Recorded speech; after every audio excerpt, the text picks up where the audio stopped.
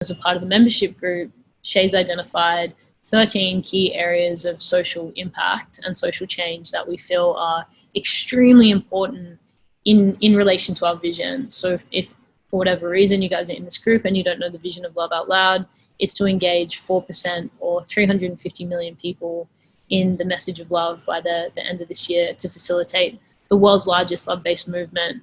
And 4% is the theory of critical mass. So if you engage that many individuals, then it will create an irreversible momentum in the collective.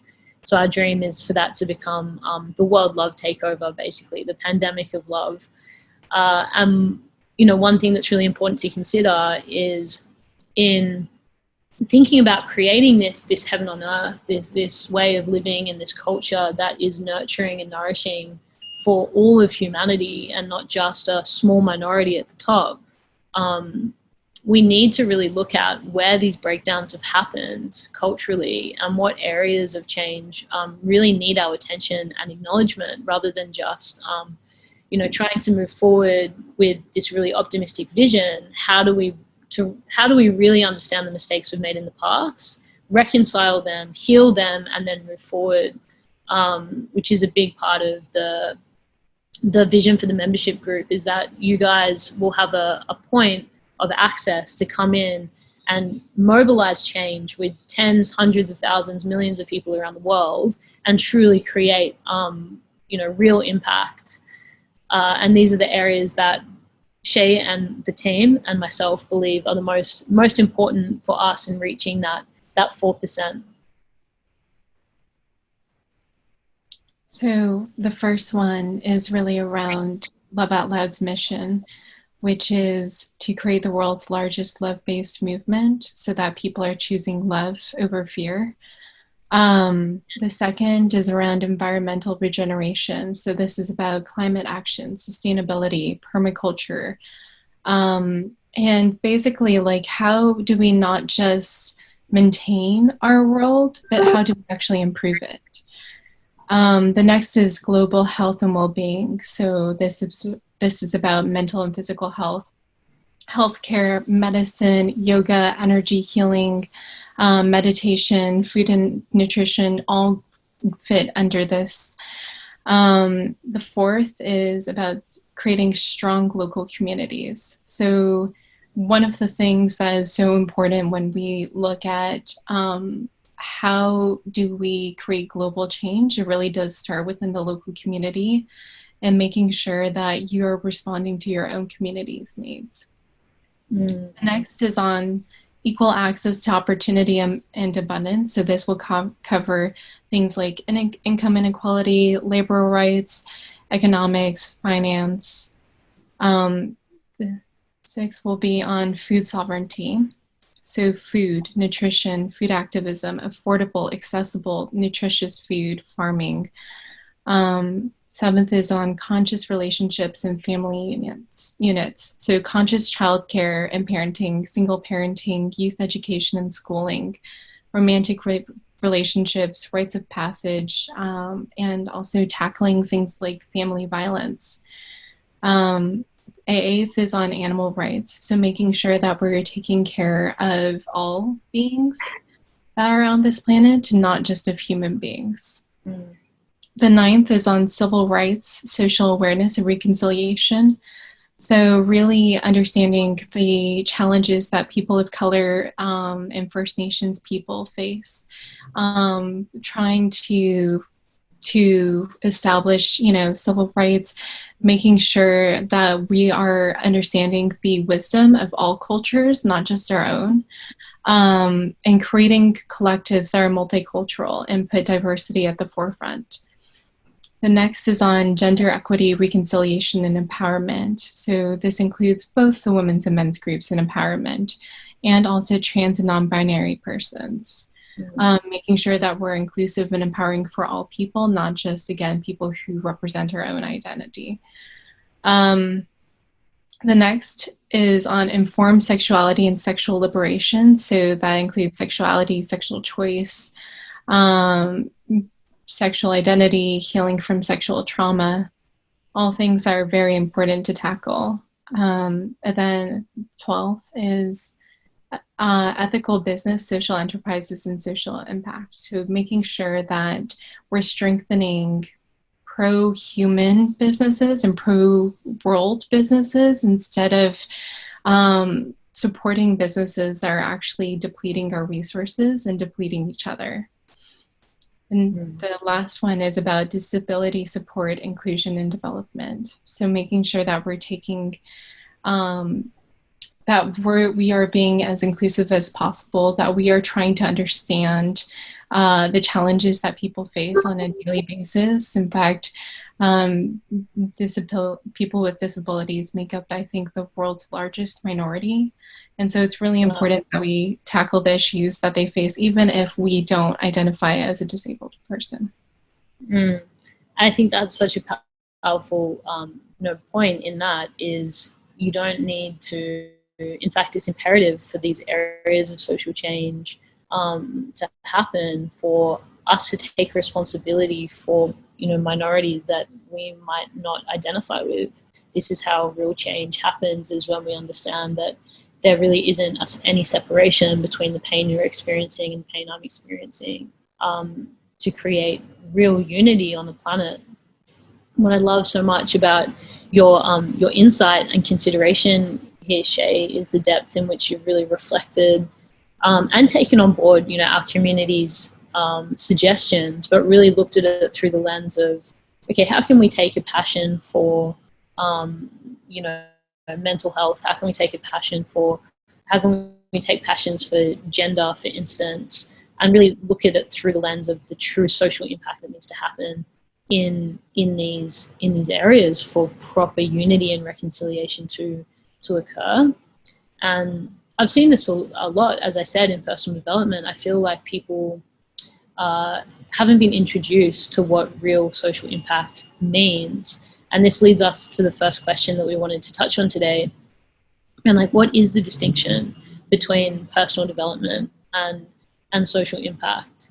Do you have what immediately comes to mind when you hear those two words? Because I know as well we actually looked up the definitions, and I want to take the community through them as well. But for you, what's the first thing that comes to mind when you think of personal development and you think social impact? For me, so the first thing that comes to mind is just personal development being about self and social impact being about the community at large. And what you were saying actually really hit a chord, Nick, when you were talking about, making sure that we're also standing in support of people who we don't necessarily identify as that particular group or as that particular minority, but we can still show unity. And the word that comes to mind is actually solidarity, right? So how can we stand in solidarity with one another, especially because there are so many people trying to divide us? There are so many people who are trying to, because they know that solidarity is going to be the number one thing that actually keeps them from attaining their goals. Hands down.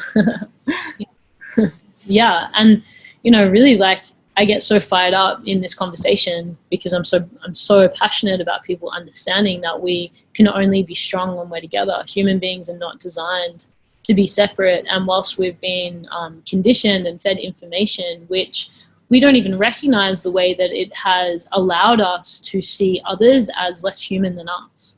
We don't necessarily recognize that by watching, say, war on the news in a different country, it's desensitized us from understanding that they're a human being that's a part of, our family as a human being, just because they're in a different country, just because they're a different race, just because it's far away from us. But this programming has created a desensitization, that allows us to see this sort of disadvantage and this suffering and this violence and not personalize it. There's so much separation in that. And this is a sign, I believe, of a very diseased and fragile society at large, when we're not actually recognizing that these people are a part of our human family. One thing I write about in Love Out Loud in the last chapter is this idea of artificial barriers, and how in nature's only ever seeking cohesion and oneness, and it will do anything and everything to remain in this beautiful symbiotic relationship with itself. And human beings are actually not separate from this system. But whilst we've been conditioned to see artificial barriers, so things like, if you have a disability, you're different to me. You know, if you have different color skin, you're different to me. If you have a different sexuality, you're different to me. You're not the same type of human that I am. This is creating a massive breakdown in our ability to understand our responsibility in today's world, which is, you know, everyone is a global citizen. Just FYI, everyone is a global citizen, and you know, nationalism is an interesting concept in today's world, where we are consuming from all around the world. We have access to communicate on a global level, and you know, that's definitely something that needs to be challenged. But what prevents us, I think, from really taking responsibility for our global citizenship is these artificial barriers, where we don't even realize the way that we're making someone on the other side of the world seem less of a human, you know, than if it was to happen in our backyard. If it was to happen to a loved one, you know, if they were the ones at war, how would you feel? And we've lost the ability to have empathy to that degree because of the way that information has been given to us. And it's actually really fucking hard for a human soul to feel to that depth. So we need to understand, like, of course we've desensitized ourselves when we've been presented with this sort of this pain. How else are we meant to cope? And yet the only way to heal it and to reconcile it is to actually really be able to come to terms with the truth and the reality, which is we're one species, we're one family. And if we're going to evolve, we need solidarity. Absolutely. Mm-hmm. Absolutely. And so with that in mind, with that, you know, the idea of artificial barriers and solidarity, what do you think is the difference between social impact and personal development? I think culture has a really big part to play in this. Like, I completely echo and agree with your distinction that personal development is geared towards self and self-reflection and looking at yourself, and social impact is about the whole. But where I feel like culture is getting in the way of what really should be quite cohesive, and what I mean by that is, I think it's actually innate. As a human develops themselves and they become more self-aware, a part of that awakening process is to recognize, oh, whoa, the universe doesn't revolve around me. I'm actually a part of a collective. I have a responsibility to humanity. I have a responsibility to others. And I am evolving myself so that I can be more of service to the greater good. Like, I think innately this is the path that should be inevitable when you start to develop yourself, when you start to walk that path of development.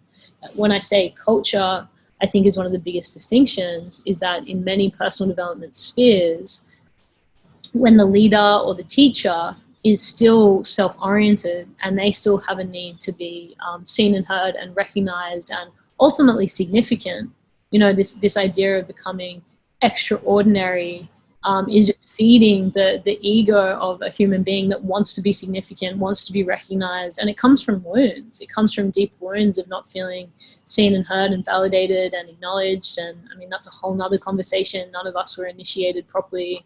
So it leaves these like deep wounds in us as human beings to want that.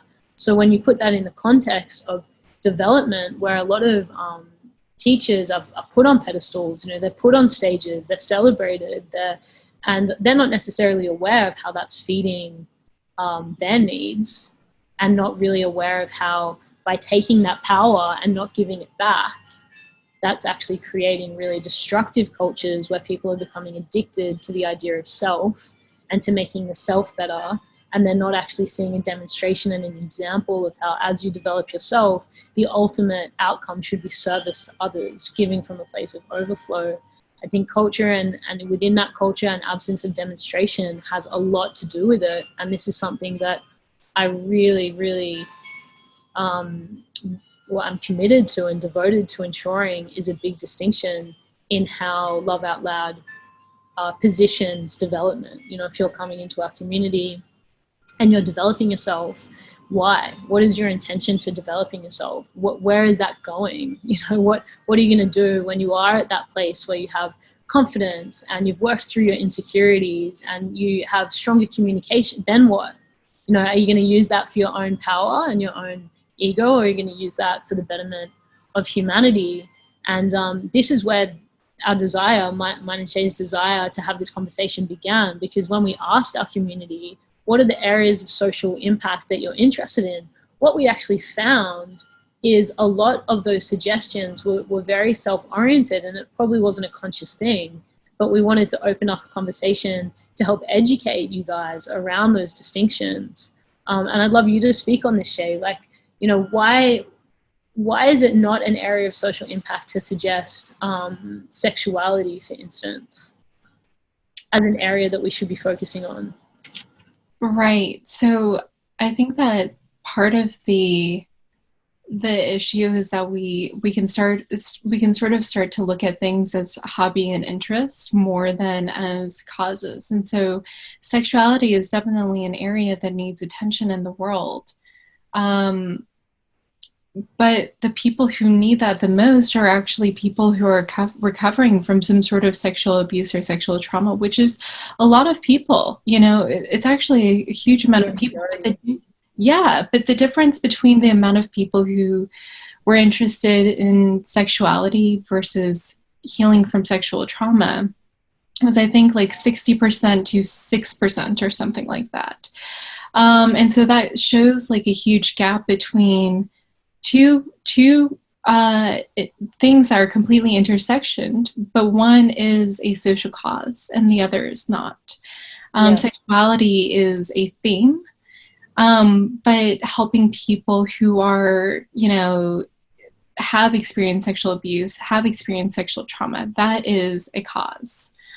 And also just creating more, like, and I understand that a lot of it might also come from the desire to look at things in a more positive way versus a negative way, right? We have like a natural aversion to things that sound negative or bad. But the truth of the matter is that if we're unwilling to look at the actual reality, like this is where a lot of us come from. Like there are a lot of people who do have sexual trauma, who have experienced sexual abuse, who even if it wasn't like something that you experienced that was illegal, you might have been taught things when growing, like for example, growing up. Exactly, about sexuality being bad, about you know, you not having agency over yourself. And so I think it's really important that we are brave enough to sort of like look at those less shiny aspects of ourselves and our backgrounds and what the world is experiencing, so that we can actually address them. Yes. You know, like the number one distinction I made in my TED talk was acknowledgement equals transformation. Until we're like, we want this transformation. And I think, you know, the culture of Instagram and just everything being so disposable in our society has led to this idea that we just want the shiny outcome. You know, how many people want to be sexually empowered and yet are unwilling to acknowledge the things that need to be acknowledged in order for that transformation to become possible. And yeah, like again, I think this is a big culture in personal development. You just have to think positive. You just have to, you know, that if there's something in your way, it's just the story you're telling yourself. Well, yeah, sure, but that story, you know, what you've made things mean, the attitudes that you've been conditioned into, the vulnerabilities that have been misguided and mistreated through your experiences require your acknowledgement and your attention in a really present, sincere way for us to be able to evolve them. So if you're wanting sexual empowerment, it is extremely important, even if you haven't had experiences, as Shay said, in sexual abuse or sexual harassment or sexual assault. There are many, many people in the world that have. So until we have a world that is empowered sexually, how is it really possible for us to reach a place of personal sexual empowerment when it's not what we're surrounded by? And again, this is coming back to solidarity and unity, that we can only be as strong as our weakest link. Or when I say weakest, as the people in our society that that are feeling like misrepresented and feeling unsupported and feeling unloved and not seen, we will never reach a place of full empowerment on an individual level until until that changes. And this is why like human rights is so important. And how many people, I actually would say that most conversations that I've had with people in various personal development spaces don't actually lead to interest in social impact. A lot of it is about individuals building 6 and 7-figure businesses, you know, growing their businesses, the kind of freedom lifestyle that they want. It's not leading them to an understanding that evolving yourself puts you in a position where you have a major responsibility to humanity as a whole. Like, you're in the top 2% of wealth globally if you own a laptop and a car. I don't think people realize, because they're in an echo chamber, which is just reinforcing what they believe to be normal, and they're not actually seeing beyond that. And how would your values change? How would the way you're showing up in the world change and shift if you were to really look at this through the lens of social impact? And how does that inform then your ability to develop and evolve? And actually, one of the questions we were going to touch on later, and I think it's a good time to bring this in now, is one of the questions was, do you believe that personal development can become an unhealthy addiction? And I 100% do. And I think it's because of this, because when the premise is self-orientation, I have to become the best.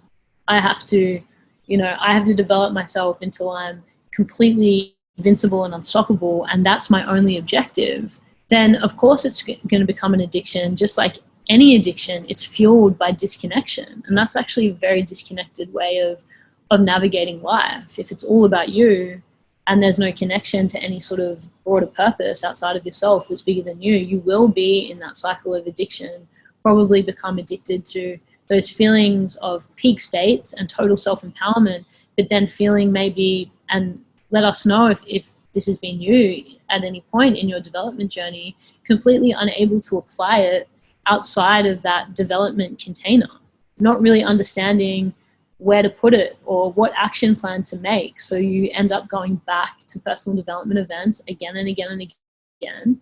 You hang around with people that are just kind of validating that perspective of becoming the best you, and it's not actually being actioned in a real world context. I think that that's such an important point, because I was thinking about this too when it comes to people oftentimes becoming addicted to personal development and just continuously going back to, you know, like taking the next course, or, you know, but without any sort of conscious thought about how they want to apply it.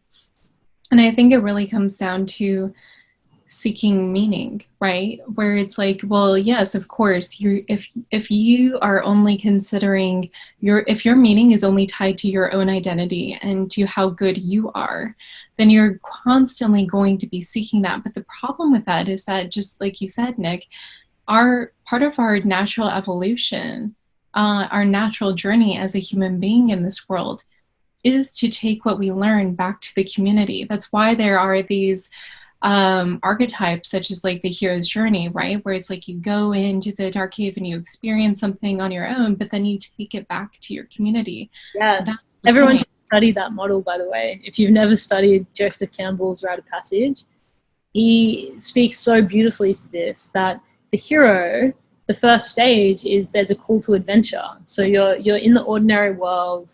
For those of you that never studied this model, you're in the ordinary world and something comes into your stratosphere and is like, hey, you've got to go on this adventure. You've got to leave the ordinary world. And usually always the hero will deny the call first off. It's like, no, who am I? I can't do this. I'm not worthy. You've got the wrong person.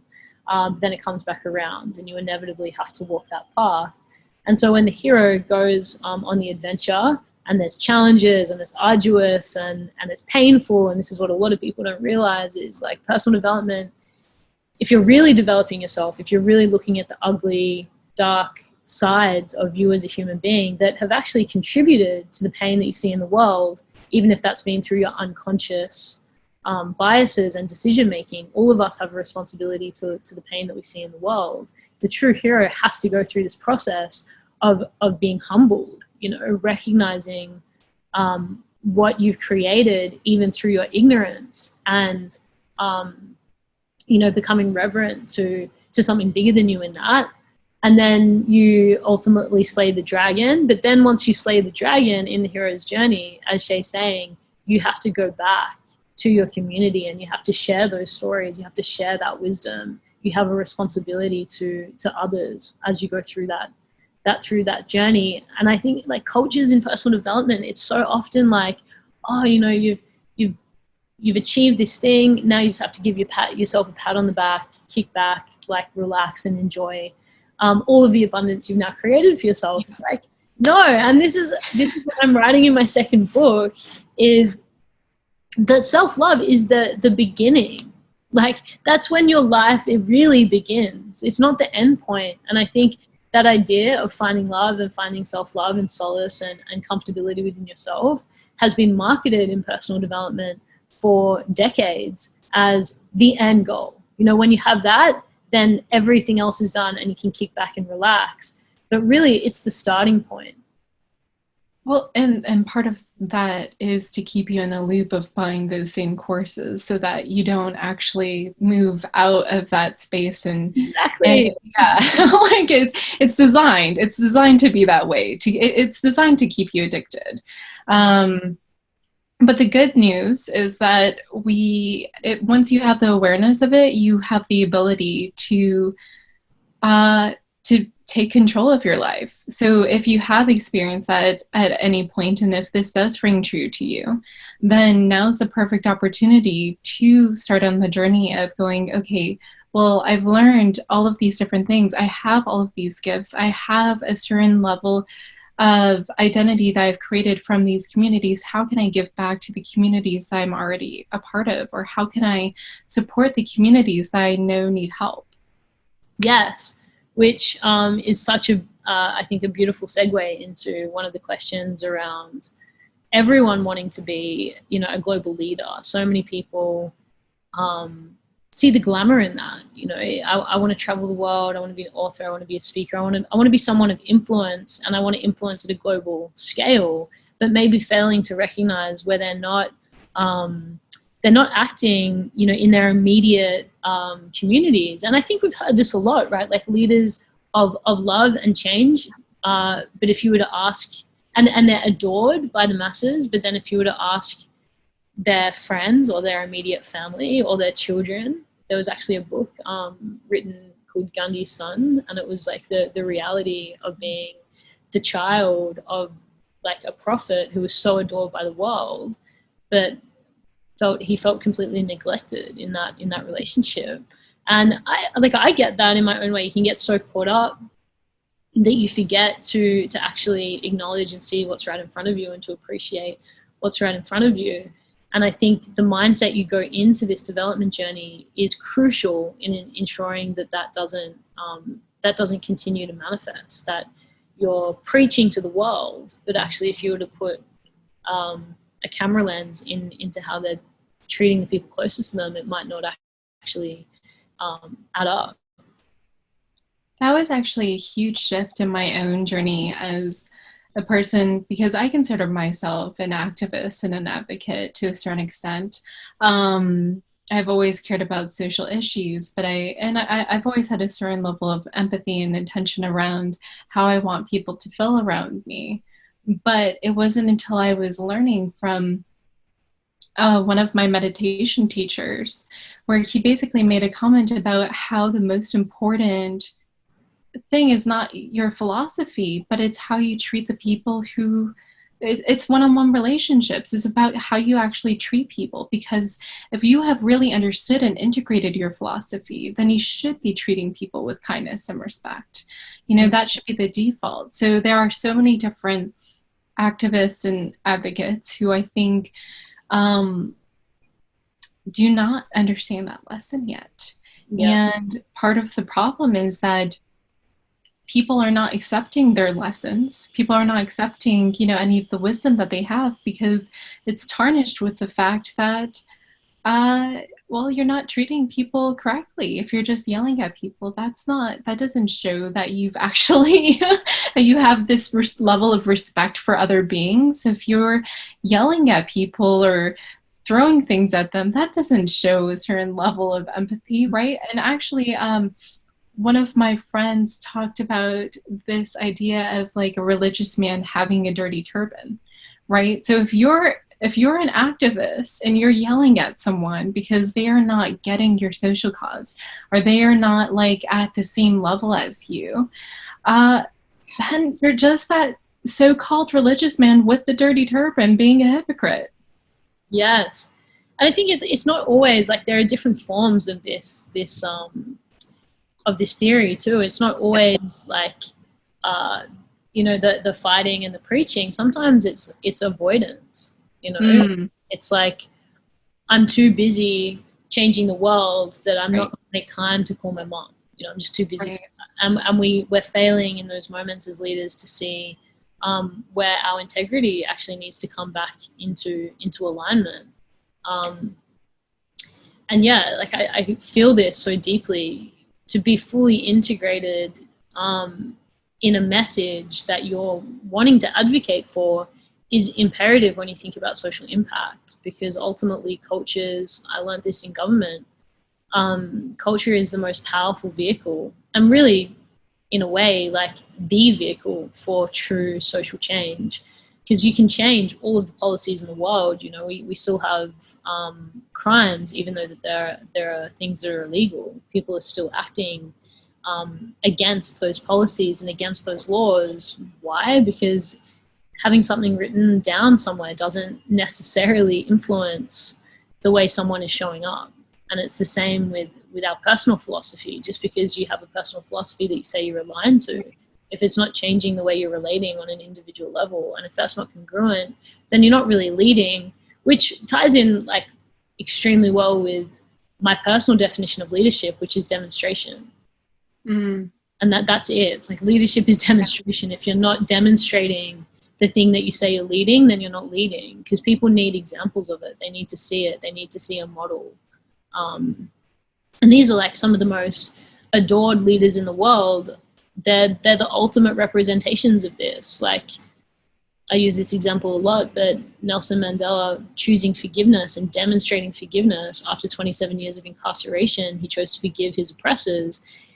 The reason that was powerful was because he was demonstrating such a profound possibility for us as a human being in our own spirit, which is, you can be completely oppressed for a huge amount of time, almost 3 decades, and still have the capacity to forgive. It was through that demonstration that he became such a profound leader, because he was putting that possibility, he modeled that possibility for humanity and to the world.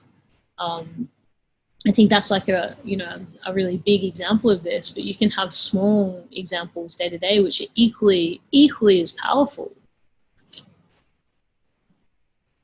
Absolutely. And when you were talking about that, I think that, so often we think that just because things are not possible right now, like maybe, in our own lives, we don't feel like we're able to forgive someone who betrayed us in a certain way, or we don't see the path forward in creating social change and creating true social change because there are barriers. Yeah. But taking Nelson Mandela's words, which are actually on my website, it always seems impossible until it is done, and that's the truth of the matter. So, and that's like your intention through development. Like, let's tie it back to that if you have that intention, this is the purpose of development. Like, I believe what the purpose of development should be. If there's oppressors in your past or circumstances which you are struggling, you're in an internal conflict, to be able to forgive, to be able to let go of, to be able to choose compassion and love towards. Is this not the purpose of developing yourself, of increasing your capacity, of becoming a bigger person, so that does become possible? But when we're not taking those intentions into the arena of development, then we can't get there. There's a line in one of my pieces that I'm producing at the moment, which is destiny destiny is focused intention, and all you have to do is control your attention. It's like what I'm communicating there is there's when you have that intention, and then you focus your attention on that outcome, then that will ultimately be what manifests. So imagine how powerful it would be to come into development and recognize I still have so much anger and resentment towards my parents, and I want to become a big enough person to find that in myself and to develop myself to a place where I can truly authentically honor that. Like, this is real development. This is how you truly develop your character and become a powerful leader who's then able to champion social change in the world. Because really all of these different areas of social change, if you were to strip them all back, require huge amounts of forgiveness and compassion and love and humility and patience, these character qualities that, I don't know, I feel like so often it's overlooked in development. People focus on money mindset and and like thinking positive. It's like, what is your character? Yeah. How is your soul expressing itself in this moment? And are you in shackles? As Nelson Mandela talked about, if he wasn't to forgive, then he would have stayed incarcerated. He would have still been in the prison. It was the forgiveness that set him free. Yeah. And the courage to choose that forgiveness, because at the end of the day, all of these different choices, the choice to be patient, the choice to forgive, the choice to connect with other people, it's really about courage. It's really about being able to consistently choose sometimes what feels like the harder path in order to strengthen your ability and strengthen your character as a person on this planet, and strengthen your connection to other people, even if there might be a cost of being vulnerable and having someone hurt you. Yes, it's just it's so simple, but this message is so often overlooked. Like, this work in development is the strengthening of your spirit, the strengthening of your heart, the strengthening of your character, which is why I believe that true development will always lead to a more altruistic mindset. If you're truly developing yourself, and maybe this is a question to consider. Do you identify as someone that has been involved in personal development for a long period of time, and yet not necessarily shifted your view from self to collective and to service? What do you need to look at in yourself to really break down those ego constructs and that identity that is keeping you in a space of self-orientation and becoming altruistic in your approach to life? What do you need to develop in yourself in order to bridge that, in order to get there? And yeah, like Love Out Loud is committed as an entire team. All of us are so committed to introducing you to concepts of personal development, which will ultimately lead to loving out loud. The philosophy in its essence is find it within you, find that love, find that forgiveness, find that compassion, and then get out of your own way, bring that to the world, express it out loud, so that we can, unify and make the world a better place together. There's changes that we need to make, which no one person can make in a silo. We require social mobility. We require coming together and seeing a unified goal and vision. And I know this is something that we wanted to touch on as well. What does it really take to mobilize community at large, at mass? And why do many communities find it so difficult to keep communities consistently engaged and pointing to the one vision?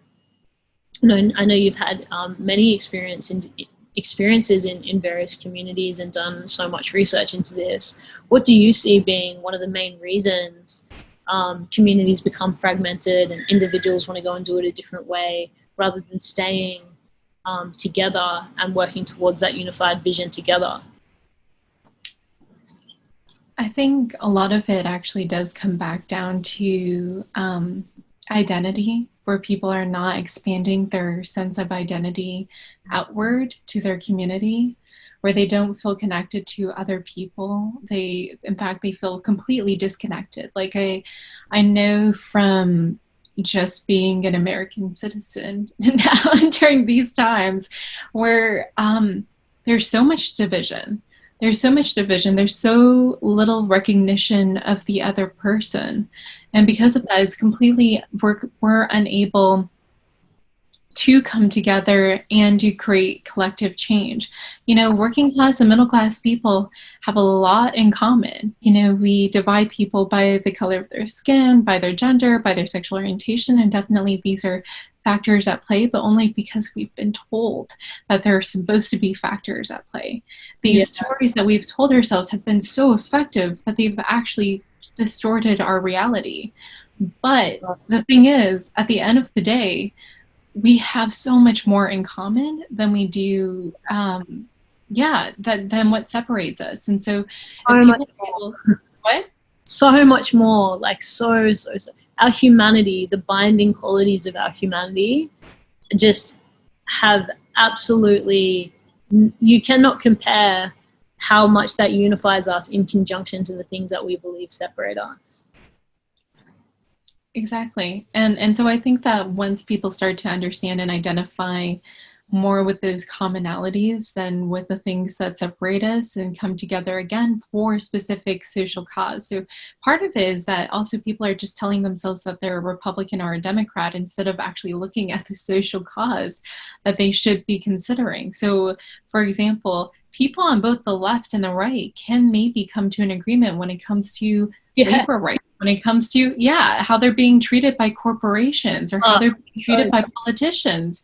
Everybody can agree that they don't feel like they're being represented when they look at the government or when they look at, you know, a transnational corporation that doesn't pay its workers. So what is the real, like, I gave this keynote one time, and the title was "We Don't Always Have to Take a Position of Opposition." Right. And the sentiment of the keynote was, you know, we've been trained that if we're going to take a position in any direction, and by the way, I actually think this is what creates a lot of complacency and apathy often in individuals, is like they're so afraid that when they take a position and they take a stand for what's meaningful to them, that there's going to be opposition against them. But how would it be, like, if we could take the position of solidarity, if we could take the position of unity, if we could actually understand that there is more of what makes us the same, and even though there'll be areas of, you know, potential disagreements or conflicts, that if we stay focused on our unified desire to be together and to actually figure out a win-win on all accounts, then there will become a pathway through that intention. So often we're not looking at our positions and what we stand for in that way. We're looking at it through the lens of, if I stand for this, then you're either with me or you're against me.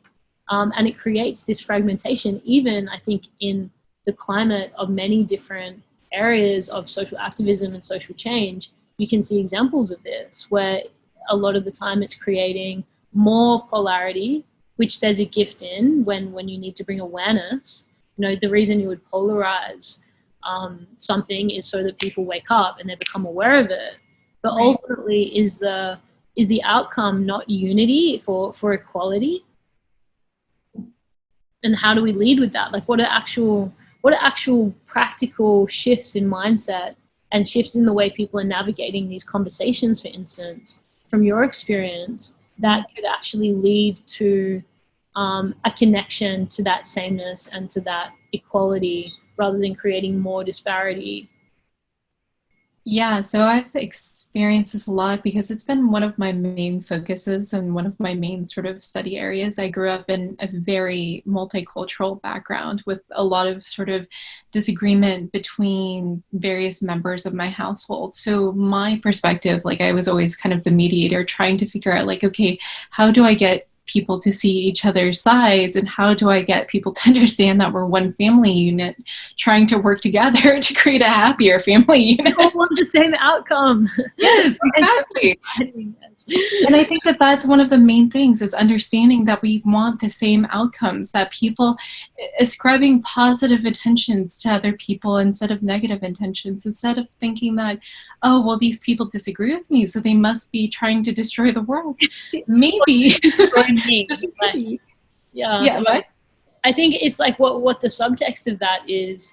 The ego and the nature of the ego is interpreting that as, you are a threat to my existence. Yes. You're threatening my identity. You're threatening what I believe and what I stand for. And we're an animal. Like, people forget this. We're actually an animal. And when an animal feels threatened, and when your beliefs are getting challenged, we read that on a primitive level as threat, because your beliefs are what is ultimately navigating your whole experience of reality. So when someone's challenging them, or not even when we think that they're challenging them, or when we even think there could be a possibility that they could being challenged, we jump immediately on the defense, similar to, if you were to attack an animal, it's gonna defend itself. We're the same. So I hope that human beings have the potential to kind of evolve beyond that more animalistic way of navigating conversations and conflict, and we can do it in a way that's far more, human-centered, and, like you said, describing that positive intention to the other. That, like, people often ask me, how have you done what you've done in terms of being so young and developing communities and working in government and working with, like, I did crazy contracts. I did a contract with the Australian Federal Police when I was a teenager, and people would always ask, how did you find yourself as a consultant in these positions? And my response would always be, because I truly believe and lead with the fact there's more of what makes us the same than what makes us different. So I was finding myself experiencing opportunities that were not actually the perceived limitation, my age, my gender, my lived experience in mental health, all of these that could have very much been barriers and created a ceiling for me, because I chose to lead powerfully with, no, there's more of what makes us the same, even though I'm working in an environment with people 3 times my age, most of them are men. There's total polarity in left and right wing in terms of our ideas. Actually, there's a middle ground here where we all want to feel connected and we all want to be seen and heard, which was the number one premise of my work at the time in mental health, is we all just want to be seen and heard. And there's space for all of it. You're allowed to have your idea and I'm allowed to have my idea, and they're actually allowed to be different. We don't need to try and destroy the other person, in order for ours to be valid, because it's already valid. It's just about hearing each other and seeing each other in that. And so that brings up, like, a great point with the animalistic urges, which, I mean, honestly, we have senses, you know what I mean? Like, we are still animals navigating this world. We have we can have an evolved mindset to help us. But even the other day, I was, like, speaking to someone in a conversation, and I felt my body become hotter. I felt myself, like, want to respond in a certain way, and it took a lot of self-awareness and patience and intention to be able to maintain myself and focus on what I actually wanted to get done, which is, like, again, a really, really crucial point. We need to have this self-awareness, patience, and intention of what we want to get done in order to work with people who are like us or unlike us, because they're all like us and going to be like us and unlike us in certain ways. And regardless of what movement you're in, what community you're in, you're going to experience disagreement. And that's fine. That's perfectly.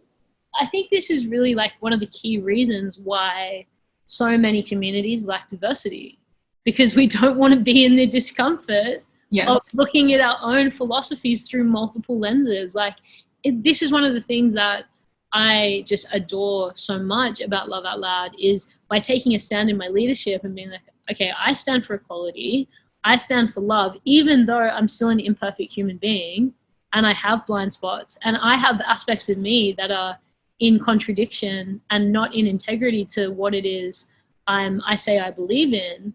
But rather than, like, one of the things that this movement and leading this movement has taught me is it doesn't need to be something that you become defensive about. It's something that if you just approach it and you recognize, okay, I am imperfect, I have blind spots, so I'm going to be open to what my own philosophy is teaching me every day. And like what you brought to our conversation in our meeting last week around, I just blatantly flat out think that Love Out Loud needs more diversity. I'm like, whoa, you know, like, because I value equality, by the way, and I think, you know, this is why this happens as well, why we get on the defense. When you value something but you don't 100% know what that even means in a holistic way outside of your own construct of what you believe equality to be, and someone is saying to you, like, we'll use this example in leadership, when I value equality and I say I stand for love, and then someone who I care so deeply about from my team is like, we don't have enough diversity,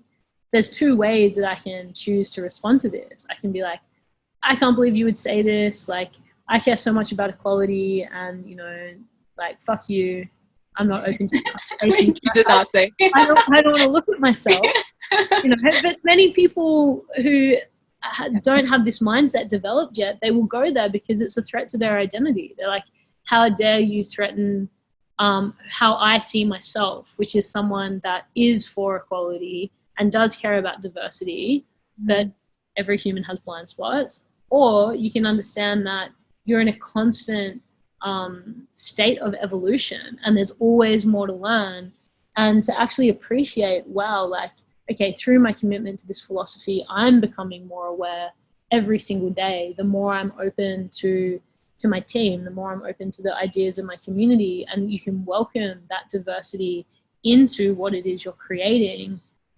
Even if that means having to look at yourself, even if that means like needing to self-reflect and be like, okay, well, of course I don't have a huge amount of awareness on this as someone that grew up between London and Australia in an upper middle class context. I wasn't exposed to a lot of diversity through my education. It was only later in my life that I traveled and I started to be exposed to that. Of course, there's going to be holes in what I know, you know. So I need to actually lean on the diverse opinions of those around me, because we have a common vision, which is unity and equality, and that we can all be puzzle pieces in this, and we can all learn from each other in this. Yeah, absolutely. I mean, I was, one of the things I so appreciate you, Nick, is I'm never afraid to speak my truth around you, because I do know that there's going to be a recognition and an understanding that I'm coming to you with a positive intention and that we are on the same page. And so what it does for me is it really frees me up to bring the insights that I have and the wisdoms that I have to the table to improve our community, to make us more effective in achieving that vision that we so want to achieve, which is, I think, one of the most important aspects of leadership, is that it's not about dictating to others what you think is right. It's about giving them the freedom to understand and develop for themselves what is right, and then bring that back to the table, you know? Yeah, exactly. And this is, again, like, I think by taking a position that isn't opposing, but is actually, I'm taking a position for unity, then it creates the space to not be shamed or wronged simply by being ignorant. Now, and actually, I think this is where maybe like a lot of social change movements and projects haven't maybe been as successful as they could have been, because I guess when someone has been ignorant, it's a difficult thing to accept ignorance, you know, in yourself, to be like, because the human mind, the human ego just wants to be right. It's progress. It's not actually your fault. You want to be right. You know, it's a survival mechanism of your ego and your mind to make you right. So in actually opening yourself to self-reflect and be like, okay, I do have areas of ignorance. It requires a lot of willingness.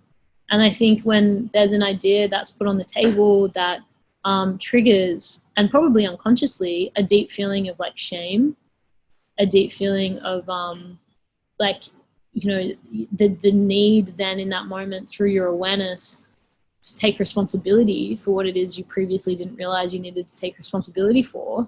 It can feel like a lot. It can feel like there's actually a lot in that to take in. And of course, you know, for someone that doesn't have this level of self-awareness, it can create a strong reaction of defense of like, I don't want to look at that. And I think this is one of the keys in becoming a leader, and actually, which is actually a beautiful segue into the distinction between a leader and a celebrity.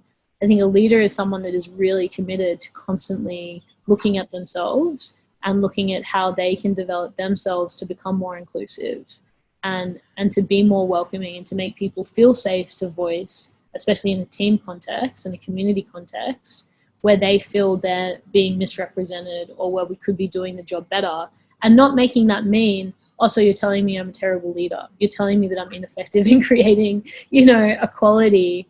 Not making it about you. Being able to understand that through your leadership, you're going to create leaders who want to have a voice. And yeah, like I've actually spoken about this before, that many, I think the way development is often positioned, because of the celebrity status that so many of the leaders in those spaces have, people develop this kind of attitude of they're a celebrity. But when you're talking about spiritual evolution and you're talking about development, none of those individuals should be deemed celebrities. They should be creating communities of other leaders and not followers. Yep. And I think that part of it comes down to whether or not are you staking all of your sort of status on an artificial image that you've created for yourself, which will naturally be sort of brittle and you'll have to protect it? Or are you willing to evolve in life to be able to take whatever feedback you've been given, whatever feedback, even if you've been told that you're missing certain things, that you've been ignorant of certain things, that you haven't actually like been completely in integrity? Are you willing to take that information and put it into action? That to me is like one of the differences between a celebrity and a leader. Because a celebrity profits off of, you know, like sort of this image, but a leader needs to actually create change through real-time feedback.